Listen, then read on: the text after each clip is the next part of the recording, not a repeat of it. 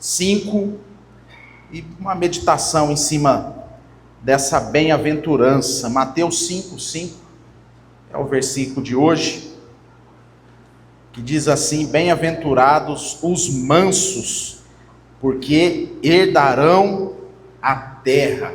Bem-aventurado os mansos, porque herdarão a terra. Vamos ter mais uma palavra de oração agora, de forma intencional, em cima desse versículo, para que o Senhor fale de forma poderosa aos nossos corações. Senhor, a Tua palavra, ela é viva e eficaz. Ela aberta e um coração quebrantado, pode acontecer milagres, transformações de vida. E eu oro para que nessa noite, ó Deus, a Tua palavra, ela seja como uma flecha mesmo, que atinge a nossa alma, gerando em nós transformações significativas, espontâneas, gerando transformações na hora, instantâneas, ó Deus, em nome de Jesus. Eu oro, Deus, para que o Teu Espírito, ó Deus, tenha liberdade de trabalhar em nossos corações, e que o nosso coração esteja aberto, ó Deus, para a Tua palavra, que não haja resistência à voz do Senhor, ó Deus. Se tiver resistência, que seja com o pregador, não com a palavra, que a palavra do Senhor não volte vazia, mas que ela encontre os corações, ó Deus, e que a gente saia daqui transformados, libertos, salvos, pelo poder da Tua palavra, pela ação do Evangelho transformador, em nome de Jesus, amém e amém. Irmãos, vou ler uma frase aqui, uma frase não, né? Um pequeno trechinho aqui, do pregador do século passado, presbiteriano, né, inglês, Martyn Lloyd-Jones, que tem sido o meu auxílio, né, nas ministrações do Sermão da Montanha, né. Eu tenho estudado muito, né, o comentário, né, as pregações do doutor Martyn Lloyd-Jones têm me ajudado, me auxiliado aqui na própria interpretação do texto e nas aplicações. Então, dentro desses comentários, eu destaquei uma frase que me chamou muita atenção essa semana, estudando esse versículo para pregar nessa noite. Diz assim: se eu e você, no sentido primário, não constituímos problemas e enigmas para os incrédulos que se movem ao nosso redor, então isso pode revelar-nos muita coisa sobre a autenticidade da nossa profissão de fé cristã.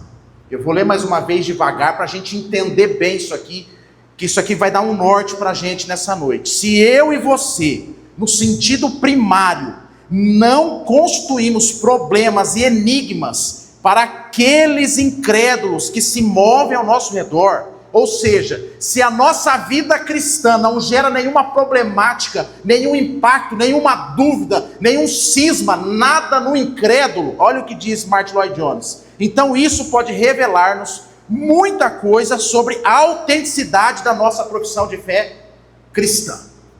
O que Dr. Martyn Lloyd-Jones está dizendo aqui? Se a princípio, a priori, de forma primária, a minha vida cristã, ao conviver com pessoas incrédulas, não causar nenhum problema, nenhum enigma, nenhuma dúvida, nenhuma crise, Martyn Lloyd-Jones está dizendo que a gente tem que repensar a nossa espiritualidade, se ela é autêntica ou não. Porque a vida do cristão genuíno, irmãos, ela é uma vida abençoadora para o próximo, mas ao mesmo tempo, ela é uma vida que incomoda o incrédulo.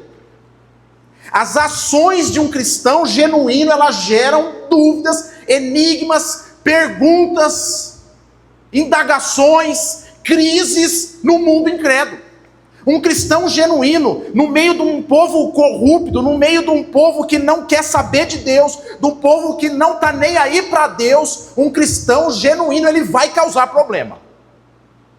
Agora, o que o Dr. Martyn Lloyd-Jones está dizendo é, se eu, ao conviver com essas pessoas, se eu estou com essas pessoas ao meu redor, e não causa nada, ele nos chama à reflexão, se o nosso cristianismo é autêntico.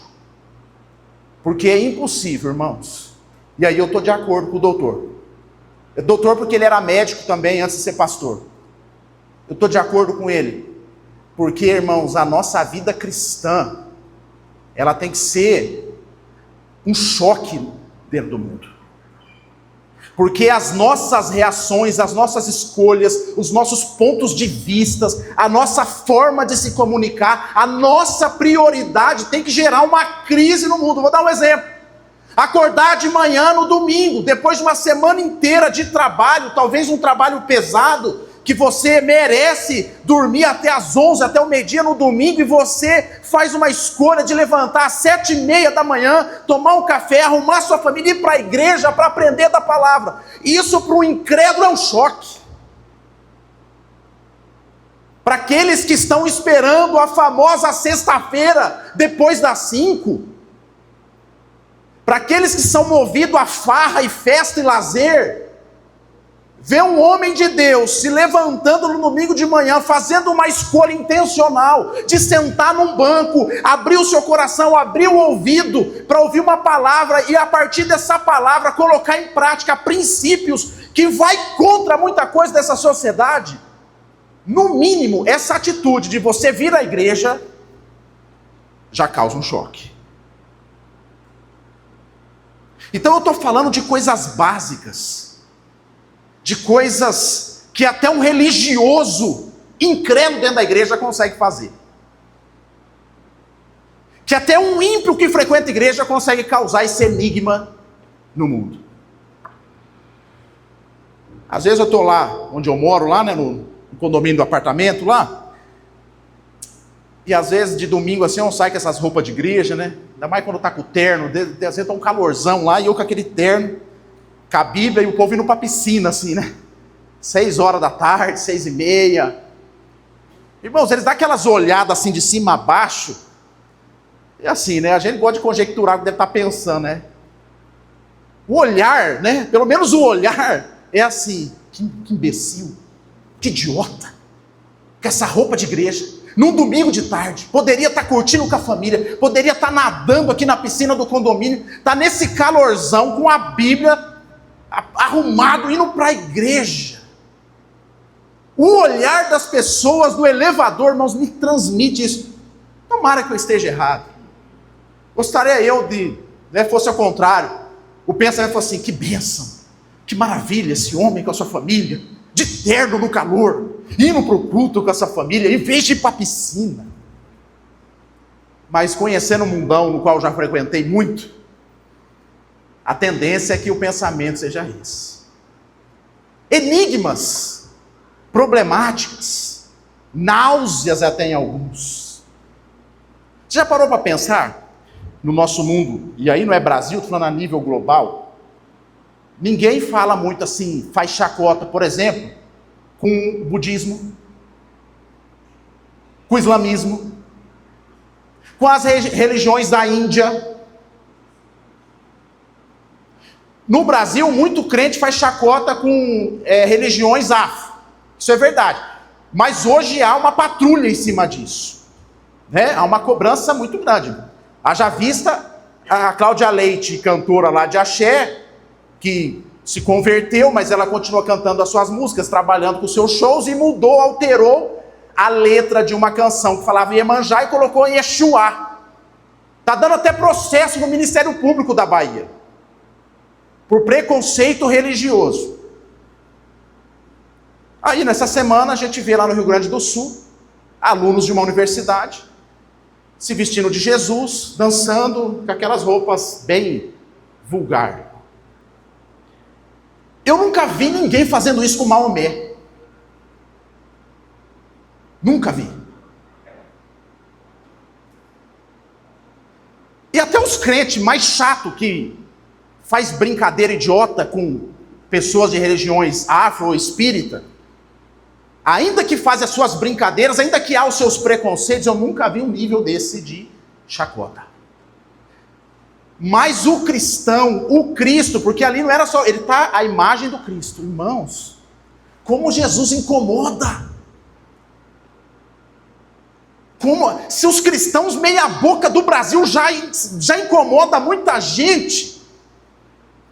Os cristãos pé de chinelo, gananciosos, orgulhosos, soberbos do Brasil, já causa náusea em muita gente, por fazer afirmações de fé.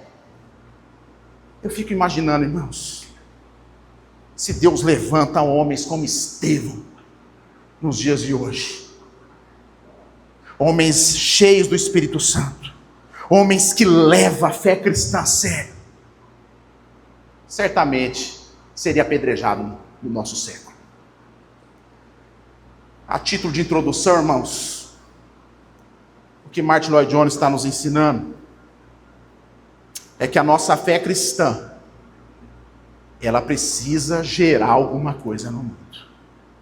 E é justamente por isso que Jesus ensina no Sermão da Montanha algumas características dos cristãos. Por quê? Porque o cristão, existe uma forma de viver a vida sem ser parecida com o mundo. E vivendo assim, você vai causar isso. Por isso a importância, irmãos, da gente estudar esse Sermão da Montanha, porque ele vai trazer as aplicações certas para o nosso coração, para que a gente seja cristão autêntico, e não alguém sem autenticidade na nossa profissão de fé cristã, como diz Martin Lloyd Jones. Se eu e você conseguir captar o que é o Sermão da Montanha, irmãos, e a gente fazer esse processo de colocar aqui dentro e começar a viver, irmãos, nós vamos ter cheiro de crente de verdade. Nós vamos começar a transpirar Jesus. Nós vamos começar a chegar nos lugares e as pessoas dizem, está com cheiro de Jesus aqui. Alguns vão dizer assim, glória a Deus que está com cheiro de Jesus aqui nesse ambiente. Nós precisamos mesmo. O outro vai botar você para fora. Então por isso, irmãos, nós vamos estudar isso. Por isso que Jesus diz que primeiro tem que ser pobre de espírito, fazer uma análise do seu coração, reconhecer que você não é nada, que você não é o centro da vida.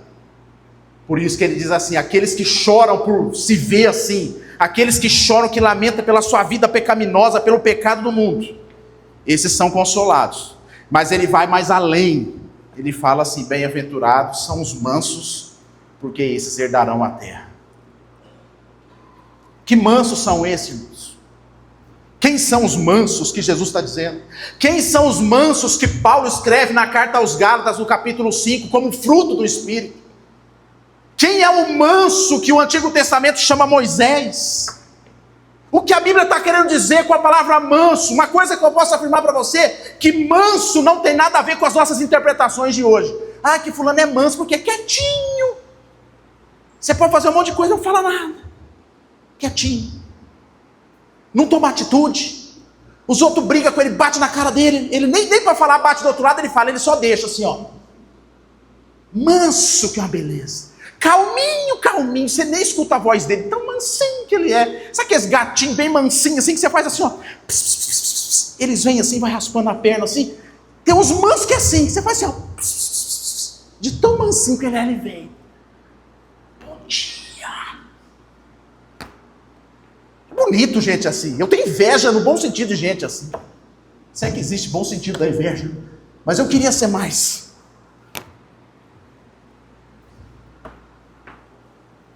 Mas eu não dou conta, irmãos.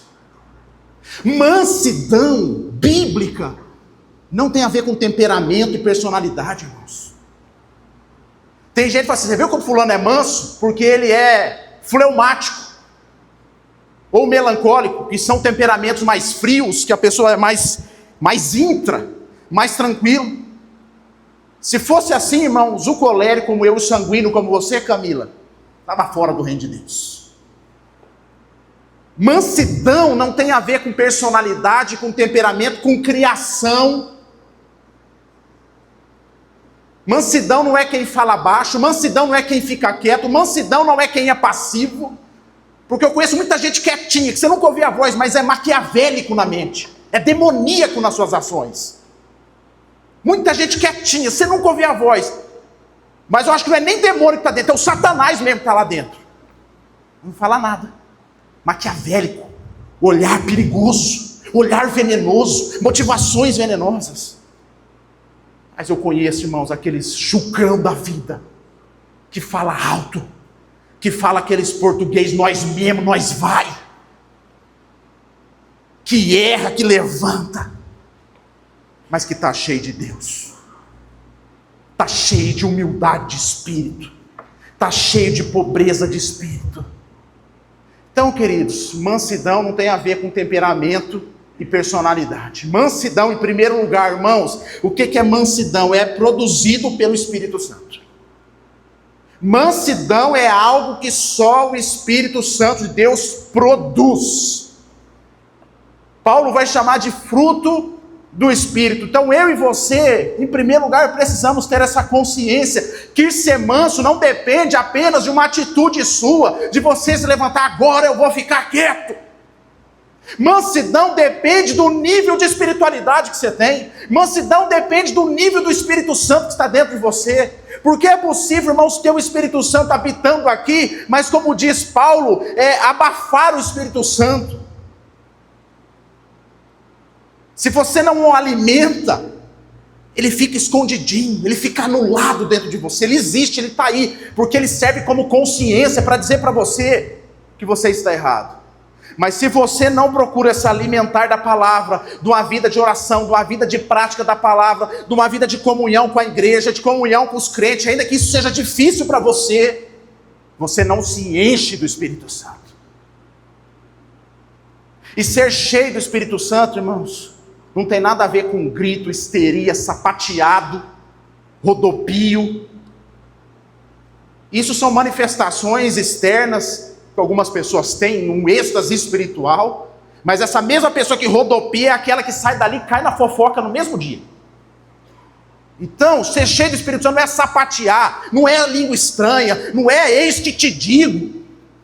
Ser cheio do Espírito Santo é alguém que é dominado pelo Espírito Santo, é alguém que tem as suas emoções, as suas atitudes, o seu coração, como se fosse um cabresco sobre ele, controlando. Aqui você não vai, cara, isso você não vai falar.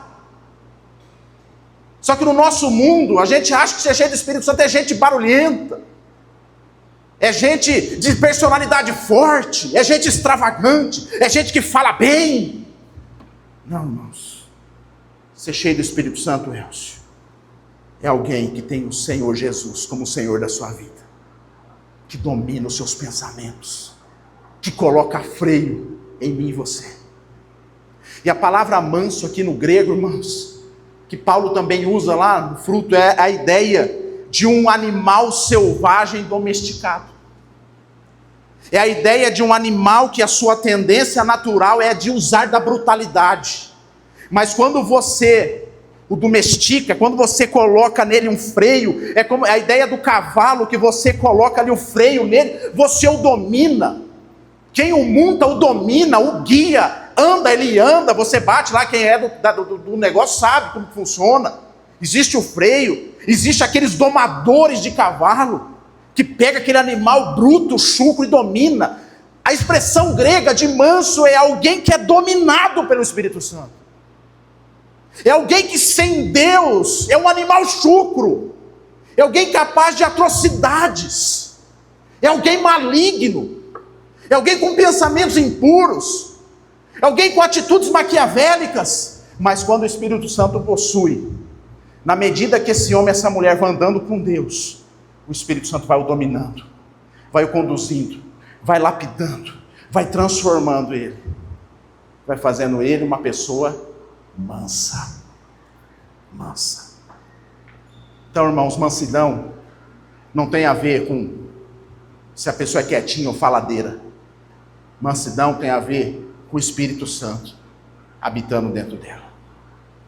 E aí, irmãos, aqui o pregador, nisso aí não pode fazer nada, porque é só Deus que pode fazer, derramar o Espírito Santo sobre as nossas vidas. Mas se eu e você está sentado aqui nessa noite, e se eu e você em algum momento da nossa vida, a gente teve a ideia, teve a consciência que nós somos pecadores, e a partir da consciência do pecado, a gente confessou Cristo como Senhor da nossa vida, e a partir disso a gente não consegue viver de outra forma, ainda que a gente peca, o pecado nos incomoda, há um diagnóstico muito positivo, que você tem o Espírito Santo, que é somente Ele pode gerar isso dentro de nós.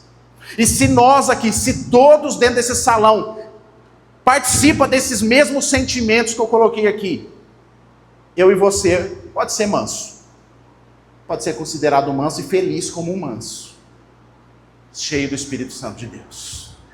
Então, irmãos, mansidão não tem a ver com temperamento, personalidade, com silêncio ou barulho.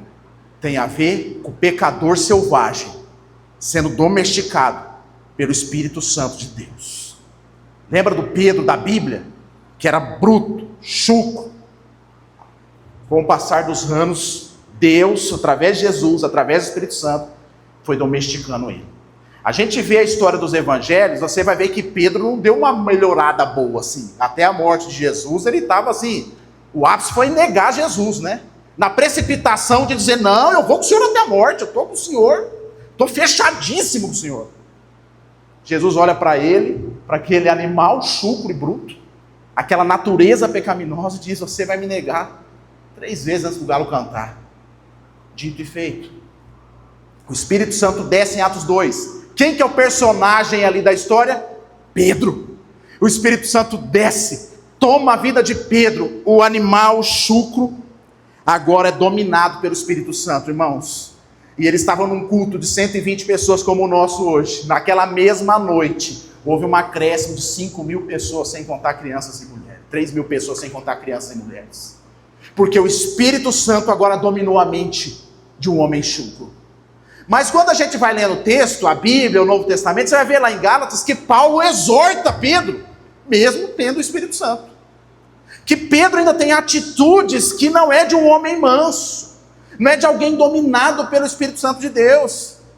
Enquanto não tinha ninguém vendo, ele comia com a turma, eu sou igual gentio aqui, tudo é consagrado, comia. Aí chegou a turma de Jerusalém, os religiosos, os críticos, ele, não conheço esse povo aqui não como não conheço. Paulo chama Pedro, provavelmente, André, foi publicamente, teve alguém ouvindo a exortação, e exorta o Pedro. Ele tinha o Espírito Santo? Tinha, mas de vez em quando, dava as suas cambaleadas.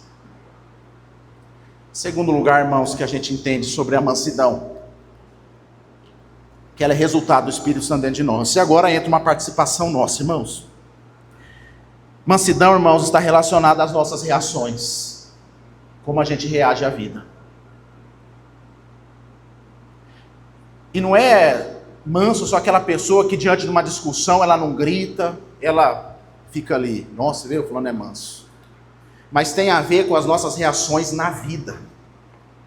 Tem a ver como a gente lida com a vida. Eu vou te dar um exemplo. Hoje a gente não vive num mundo, irmãos, competitivo. O mercado de trabalho é assim, a economia é assim. Precisa da competição para gerar o lucro, para gerar a economia de mercado, para fazer as coisas girarem.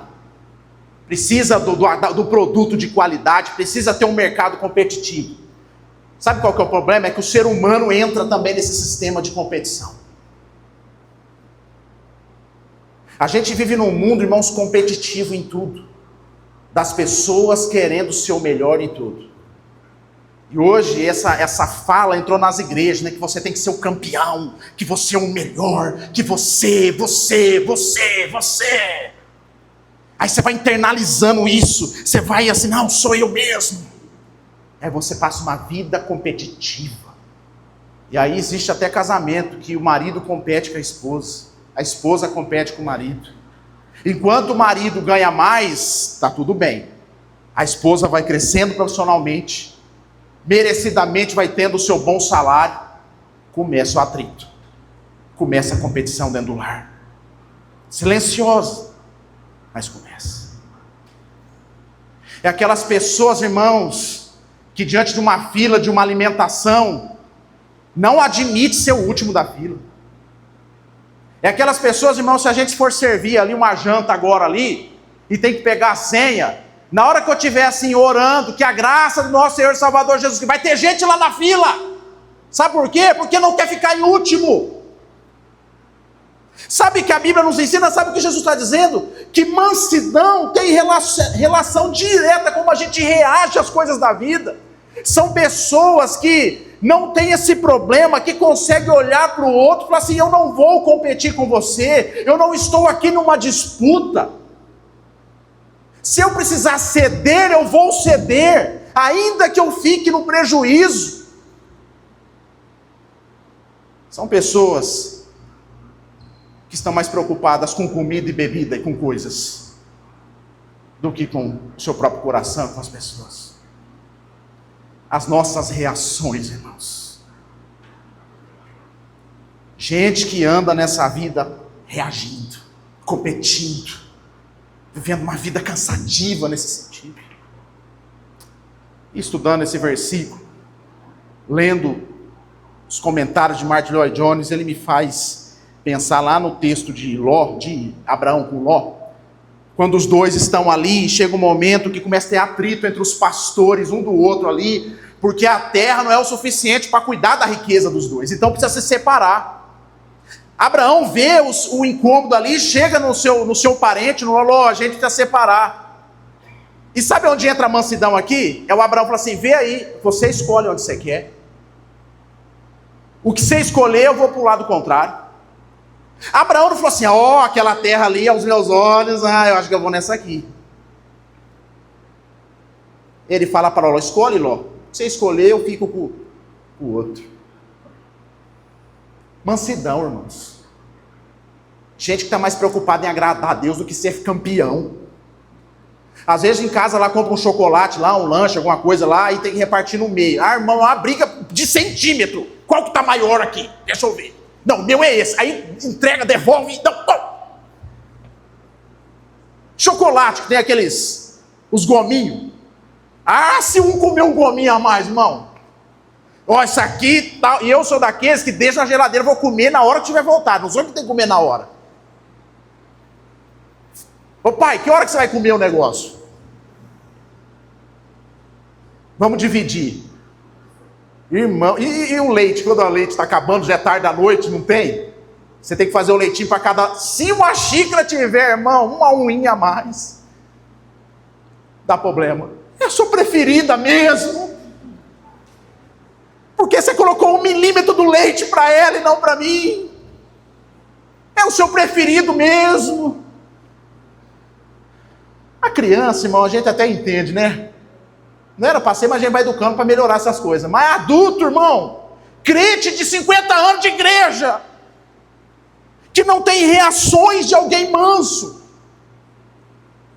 que vale sempre para ele, em primeiro lugar, o que é bom para mim, as coisas do meu jeito, eu não tenho a capacidade de abrir mão de nada, porque em primeiro lugar sou eu, em tudo. Sabe o que é isso? Gente que não é mansa. E às vezes essa pessoa, irmãos, nunca deu um grito na vida. Nunca foi sem educação com ninguém. Mas ela não admite ficar em segundo lugar.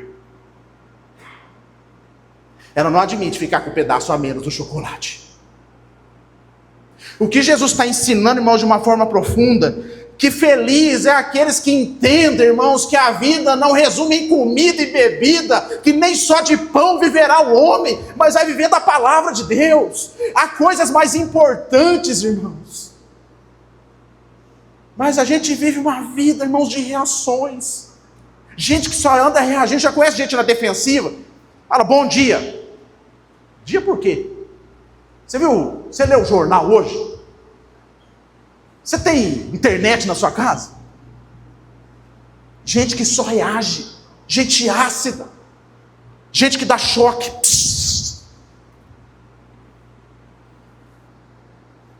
Eu confesso aos irmãos que em alguns momentos, irmãos, até sou assim.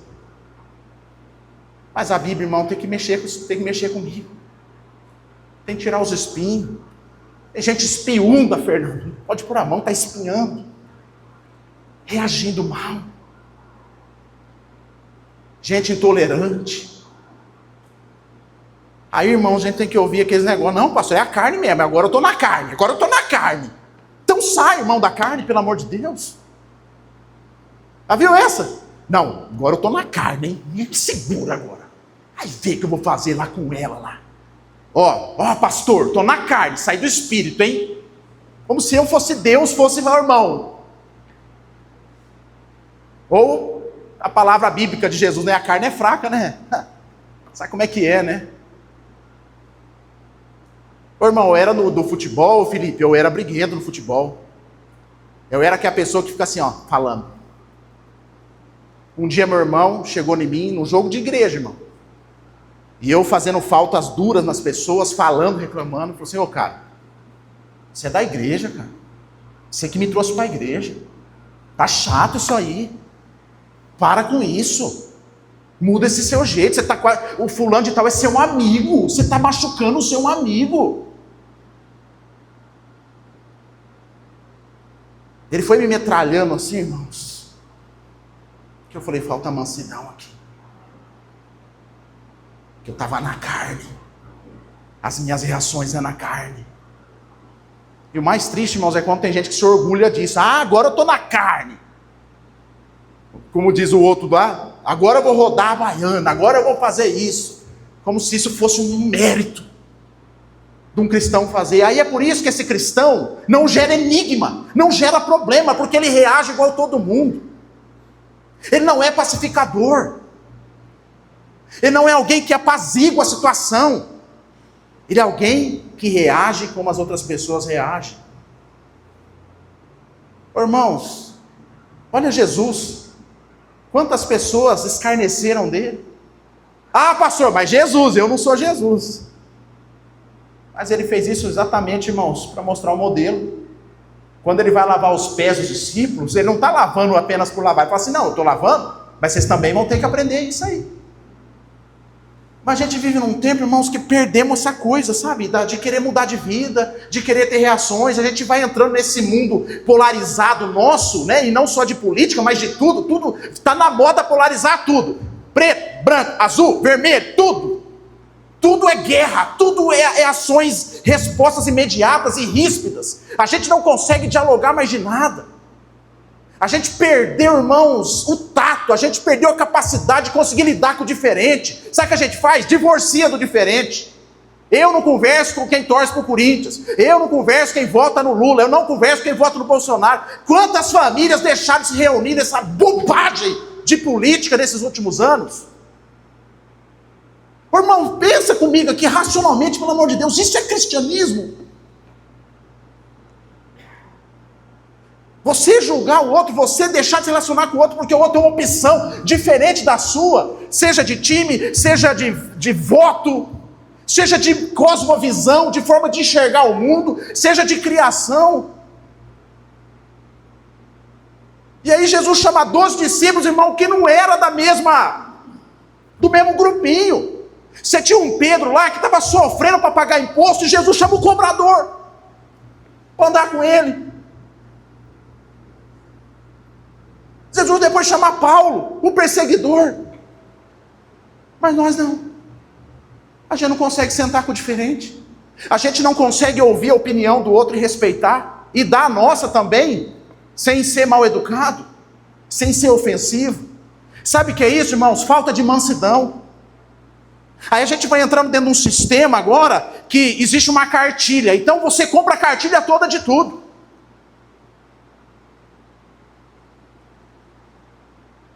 E a tendência, Fernando, é ficar pior. Porque a gente está mais politizado do que cristão.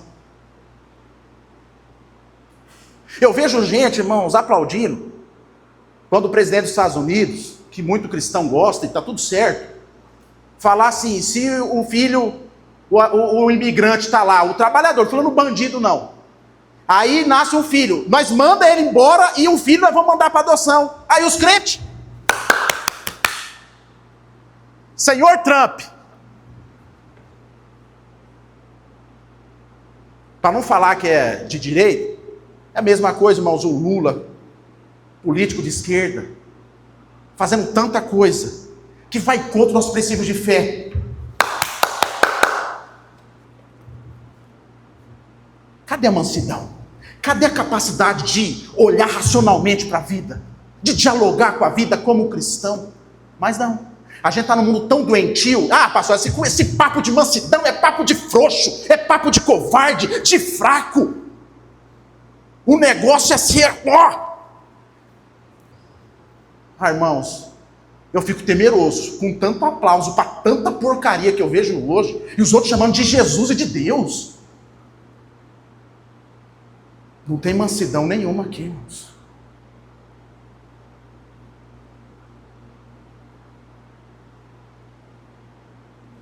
A gente precisa pensar, irmão, sobre essas questões, sobre as nossas reações. Você quer ser o quê na vida? Cristão? Ou você mesmo? Você quer ser como Paulo, dizer assim, já não sou eu que vivo, mas Cristo que vive em mim. Ou você quer dizer, já sou eu que vivo, viverei sempre em mim. A gente precisa decidir. Porque um cristão autêntico, irmãos, ele anda à luz da palavra. Não à luz das tendências desse mundo. Ele não reage como o mundo reage. E por mais que somos tentados assim, você viu que fulano falou do você? Lá, viu? Falou que você, igual aquelas coisas de moleque lá. Falou que sua mãe não é sua mãe, dá aquelas coisas de roda, de jogo. Quem é? Vou lá. Você viu? Reage. Lá no trabalho, você viu o que fizeram com você? A arapuca que armaram, a safadeza que armaram. Vai lá e arma também. É mesmo. Vou lá fazer também o esquema. E a gente vai vivendo de esqueminha. Vai reagindo de esqueminha. Não, pastor, o Brasil está assim mesmo. O Brasil é corrupto mesmo. Mas o povo de Deus não, irmãos. Bem-aventurados são os mansos, que são dominados pelo Espírito Santo, que têm as suas reações dominadas pelo Espírito Santo, que Deus coloca um cabresto, que Deus coloca um freio, que Deus diga assim, não entra nessa seara que não é sua, rapaz. Não se mete com isso. Gente que se permite entrar dentro do cabresto de Deus. Gente, irmãos, que não é apenas usa a frase religiosa. Eu confesso Jesus como meu Senhor e Salvador. Sabe o que acontece? Talvez a pessoa na boca confesse as duas coisas, Senhor e Salvador. Mas na vida é só Salvador. Porque ela só está interessada no ingresso dela do céu. Não de um Jesus, de um Deus que domina a sua mente. Porque ser Senhor é cuidar do meu coração. É conduzir, é discipular minha alma. Eu não quero discipular de Jesus. Eu quero o meu próprio discipulado. Então é só o seu Salvador, que você só comprou um ingressinho para o céu. E aí você vive a vida de qualquer jeito. E aí se você é daqueles presbiterianos sem o Espírito Santo, que tem os presbiterianos assim, eu sou salvo para sempre, e vive de qualquer jeito. Não, irmãos, quem é salvo em Jesus não vive de qualquer jeito. Quem é salvo, quem é eleito antes da fundação do mundo, tem deleite por Deus, tem desejo por Deus, chora porque é pecador, é pobre de espírito, fica triste com si mesmo porque não consegue viver uma vida reta diante de Deus. Esse é eleito, esse é predestinado. Mas aquele não, eu sou salvo pela graça, e vai vivendo de qualquer jeito, vai reagindo de qualquer jeito. Não, irmãos, mansidão. Se eu e você estamos aqui nessa noite, que em algum momento na nossa história o Espírito já nos visitou. Então eu quero acreditar que eu estou falando aqui para que todos aqui tenham o Espírito Santo. Se temos, irmãos, é possível a gente reagir diferente. É possível a gente mudar o nosso jeito de reagir. Aí agora eu vou falar de temperamento. Talvez se você for do meu e sanguíneo, vou usar a Camila novamente de exemplo. Antes de reagir, melhor é dar um time. Melhor dar uma respirada, fica um pouquinho quieto. Que a gente corre o risco. Nessas horas, os fleumáticos, irmão, são campeão. Vamos analisar? Vamos aguardar? Vamos respirar.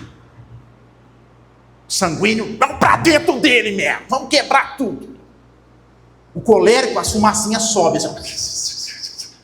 Eu tenho as marcas na minha cabeça, que sabe o negócio de engorda e emagrece? Ficou tudo escuro assim na minha cabeça. Aí um dia o irmão falou assim para mim, o pastor do Piranga, falou assim, não, isso aí sabe o que é? O seu cérebro querendo sair da cabeça. Seu cérebro está fervendo, quer sair da cabeça, então ele está querendo sair. Se você é assim, dá uma respirada, dá uma acalmada. Eu sigo o exemplo do meu sogro. Casamento, na vida, você vê que coisa está assim, pega o carro, vai dar uma volta. Um dia eu dei a volta, irmãos, no anel viário inteiro, assim. Mas eu ia dar uns quase 60 km, se você sair daqui da Zona Norte e voltar na Zona Norte, pela Anhanguera. Sabe por quê, irmão? Porque a gente precisa ser dominado pelo Espírito Santo, e ainda que a gente tenha, se a gente não tomar cuidado com as nossas reações, a gente pode fazer bobagem. Caminhando por fim, irmãos, uma outra característica de quem é bem-aventurado porque é manso, é alguém que não permanece ofendido. O manso, Andrés, tem a capacidade de ser ofendido e continuar caminhando e servindo mesmo com a ofensa. É gente que não paralisou por causa da ofensa. E só entende isso, irmãos, uma maturidade cristã. Sabe por quê? Porque quando a gente já entende que a gente está morto, nada pode mais matar a gente. E quando alguém vem e faz calúnia da gente, até injustiça, você pode até pensar, será que eu sou assim mesmo? Porque você pode ser alguém assim mesmo. Eu gosto muito do texto lá da ceia, do traidor, quando Jesus anuncia, tem um traidor aqui. Sabe que os discípulos falam, Senhor, sou eu? Por acaso sou eu? O Judas, que era o traidor, não foi lá, ô Senhor, sou eu o traidor, não confessou. Mas os outros, colocou essa possibilidade em questão. Porque eu posso ser ofendido e ofender. O manso, irmãos, é aquele que toma pancada da vida, paulada, é ofendido, é injustiçado. Ele sente o impacto da pancada, ele vai levantando, ele vai limpando, vai tomando os remédios, vai cicatrizando, vai perdoando, vai vivendo e continua firme no propósito de servir a Deus. Não parou na ofensa. Não está lá em 1970, quando o pastor da igreja tal falou aquele negócio, nunca mais o irmão caminhou. Ofendido até hoje, consegue contar em detalhes a fala. Irmãos, o manso tem a capacidade de olhar para isso, falar assim, eu não vou levar isso no meu coração. Eu quero continuar no propósito. Ô, irmão, pensa aí, qualquer profissão, você não tem patrão chato, tem funcionário chato, tem gente traíra. Se a gente não for viver a vida, Pedro, como é que vai fazer? O manso, irmãos, consegue caminhar. Essa é a habilidade do bem-aventurado manso. Ele consegue caminhar e superar as ofensas. Sabe por quê? Não é porque ele é bom, porque ele já é ofendido, ele é ofensor. Ele já está morto nos seus delitos e pecados e Deus tirou ele de lá. Ninguém pode matar, Fábio, quem já está morto. Ninguém pode ofender quem já está morto. Mas a gente vive um tempo, irmãos, de muito magoado. Todo mundo está magoado. Tudo está magoado. E eu acho assim, irmão, tem por alto que eu magoo um monte de gente. Com algumas coisas que eu digo e pelo jeito que digo. Eu já vi gente aqui nessa igreja, irmão, magoado comigo. Uma vez conversei com a irmã. Ô irmã, e aí, tudo bem? Tá bem não. E gostei porque ela foi pro pau, foi direto. Por que não tá bem? Porque aquele dia lá, isso eu estava falando em fevereiro, não é agora, foi outros anos. Em fevereiro, em outubro, eu estava carregando esse púlpito que fica ali, que a gente estava fazendo negócio na quadra, e a irmã me chamou para conversar, falou assim, eu só vou lá guardar o púlpito e já volto. E não fui, esqueci, irmão. Em outubro. Em fevereiro, a irmã falou assim para mim, não estou bem não, estou magoado com o senhor, viu? Comigo, irmã? Mas por quê? Aquele dia você falou que ia falar comigo lá e você nem voltou. Fiquei aqui puxando, irmão, no arquivo, para lembrar do dia, até que eu lembrei, foi o dia que eu passei com o púlpito e falei que já ia. A gente magoa, irmãos, até com coisas assim, mas ao mesmo tempo, irmão, a gente já acorda magoado também, né? Levantei, já estou magoado. Qualquer coisa me magoa. Aí também fica difícil, irmãos. Um crente manso, ele lida, ele sai dessa coisa. Sabe, ele, tipo assim, a vida é dura. Sabe, a vida vai machucar, vai ter gente que não vai me agradar. Sabe, ô irmãos, eu estou olhando aqui no rosto dos irmãos, alguns eu conheço a história, quanta história de sofrimento teve, irmão, na infância, ele lidou com tanta coisa, na vida adulta, sabe? Mas não, irmão, ser manso é sair do vitimismo. É porque eu sou assim, porque aquilo. Irmão, meu pai é falecido, mas meu pai, ele nunca foi aquele paizão, sabe, aquele paizão, olhava os outros, e eu tinha assim, uma inveja, aquela coisa, poxa vida, eu queria ter um pai assim, que joga bola comigo, um pai que anda, um pai que todo mundo acha legal, um pai que participa da minha vida, e ele não foi, irmão, não foi. Bebeu, morreu, bêbado.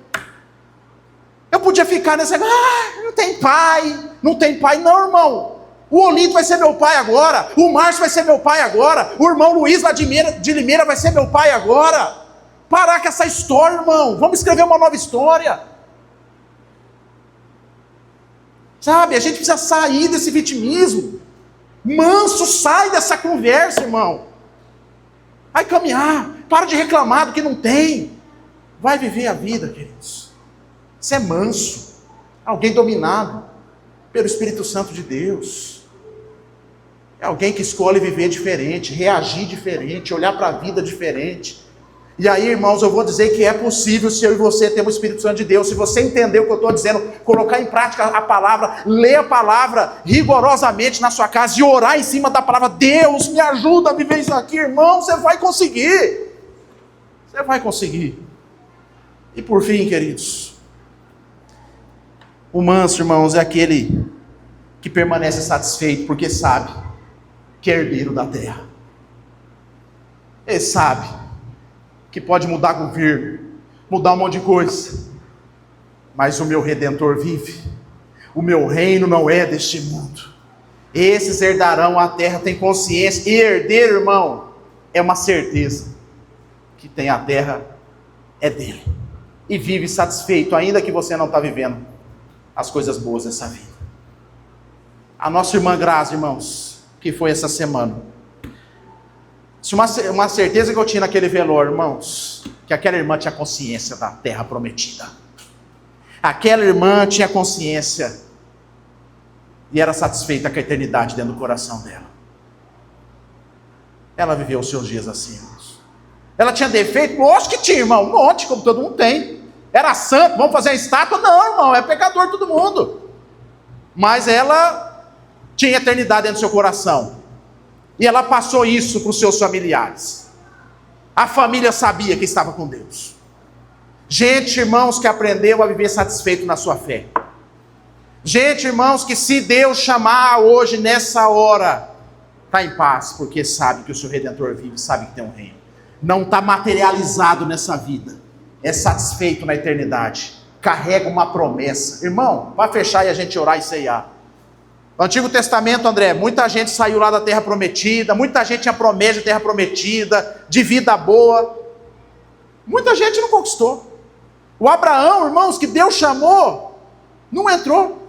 Mas Paulo, quando vai falar de Abraão em Romanos, capítulo 4, falando acerca da fé, exemplificando a fé, Abraão creu. Por isso que ele foi justificado, ele creu em coisas, de promessas. Ele viveu a partir da promessa. Hebreus, quando vai falar desses homens de fé, vai dizer que muitos deles morreram, não viveram as coisas. Mas o coração estava em Deus. Eu tenho um sonho, irmãos, dessa igreja, ser uma igreja, sabe, uma igreja grande, uma igreja abençoada, uma igreja que cuida da cidade, uma igreja que faz a diferença. Uma vez eu compartilhei um sonho com a turma até achou maluco, o Magic Garden um dia vai ser nosso. Ah, pastor, é demais, é um sonho, irmão. Fazer um centro missionário lá no Magic Garden, um centro de acampamento. Eu sonho com um monte de coisa, 3 cultos aqui, 100 pessoas, 200 pessoas trabalhando nessa igreja. Eu sonho com tudo isso. Vou viver isso? Não sei. Mas eu sou movido por um sonho. Eu sou satisfeito por um sonho. O Martin Luther King Jr., pregador batista americano, morreu e não viveu muito dos sonhos que ele denunciou e ele pregou lá em Washington. O famoso sermão, a Heaven Train dele, eu tenho um sonho. Mas hoje muitos negros têm o seu banheiro, os negros votam, os negros, já teve até um presidente negro nos Estados Unidos. Mas um dia, um pastor batista simples, do sul dos Estados Unidos, tinha um sonho. Ele não viu Barack Obama presidindo os Estados Unidos. Mas ele morreu movido por um sonho. Sabe o que é isso, irmãos? Gente que sabe que vai herdar a terra. Porque Cristo venceu a cruz, ressuscitou, para que eu e você pudéssemos ter essa certeza, irmãos, de descansar no Senhor. Vamos orar, queridos. Que faça sentido para o seu coração. Deus está te chamando, irmãos, para viver uma vida diferente. Uma vida que vai criar enigmas aonde você passar, que talvez vai gerar problemas porque você vive diferente desse mundo, você é manso, as suas reações não são mundanas, você vai largar esse discurso, que eu estou na carne, você vai sair da carne, irmão, você vai andar no Espírito, você vai viver uma vida movida pelo Espírito Santo de Deus. Ore ao Senhor, você e Deus aí, não tem a ver com o pastor, não tem a ver comigo, fala com o Senhor, Senhor, eu quero ser manso, Senhor, eu quero ser diferente. Eu estou vendo que as coisas às vezes dão errado na minha vida, não é por causa dos outros, é por causa da minha falta de espiritualidade, da minha falta de mansidão. É o meu jeitão truculento, mas o Espírito Santo pode me dominar. Eu quero ser cheio do Espírito Santo de Deus. Ore ao Senhor, coloque isso diante de Deus. Fala: Senhor, faz de mim manso. Venha pacificar o meu coração atribulado, cheio de reações competitivas, materialistas. Transforma o meu coração, Senhor. Visita a minha vida, que eu seja feliz, bem-aventurado, porque sou manso, porque sou dominado pelo Espírito Santo de Deus. O Senhor me chamou para viver uma vida diferente, para fazer a diferença. Me deixa, Senhor, viver como as pessoas no mundo vivem, vivendo na carne. Algumas até dizendo que são cristãs, que frequentam igreja, mas não dão testemunho. Envergonha o Evangelho, envergonha o Senhor, envergonha a igreja, a família. Me ajuda, Senhor, a ter um comportamento diferente, moldado pelo Teu Espírito. Faz uma obra linda em meu coração, Senhor, a começar de mim, Senhor. Eu estou aqui, Senhor, mas não sou melhor que ninguém, não. Tem cheio de coisa ruim dentro de mim, que no dia a dia, às vezes, acaba aparecendo, machucando pessoas por falta de mansidão. Senhor, tem misericórdia, Senhor, me ajuda a ser melhor, a começar dentro da minha casa, com a minha família. E que o reflexo disso seja na igreja, seja na sociedade, onde eu colocar a planta dos meus pés. Oh, Senhor, faz de nós uma igreja cheia do Espírito Santo. Talvez não vai ser uma igreja que vai sapatear, não vai igreja que vai estar cheia de dons de línguas, mas é até cheio de crente aqui dominado pelo Espírito Santo, fazendo o que é certo, honrando os seus compromissos, tratando as pessoas com mansidão, fazendo a diferença. Faz uma obra em nossos corações, Senhor. Produza, Deus, avivamento nesses dias, ó Pai, avivamento comportamental, avivamento de postura. Visita maridos nessa noite, Senhor, que às vezes são crentes no culto, mas em casa não são. Transforma o coração desse marido. Muitas esposas, ó Deus, levanta suas mãos no louvor, mas em casa não dão bom testemunho, não honram o seu marido, desrespeita o varão, desrespeita o marido. Tem misericórdia, Senhor, dessas mulheres. Tem misericórdia do teu povo. Tem misericórdia de nós, Senhor, que somos pecadores e vivemos, ó Deus, no mundo de impuros lábios. Liberta a gente desse mundo, ó Deus, das coisas desse mundo, das politizações desse mundo, dos deuses falsos desse mundo, das ideologias desse mundo. Que a gente não seja ideológico, mas que a gente seja cristão. Que acima de tudo, ó Deus, esteja a amar o Senhor com toda a nossa força, com o nosso entendimento, com toda a nossa alma, e amar o nosso próximo como a nós mesmos. Que a gente venha vivenciar esses mandamentos. Que o Senhor possa transformar a nossa vida, Senhor, em nome de Jesus. Em nome de Jesus.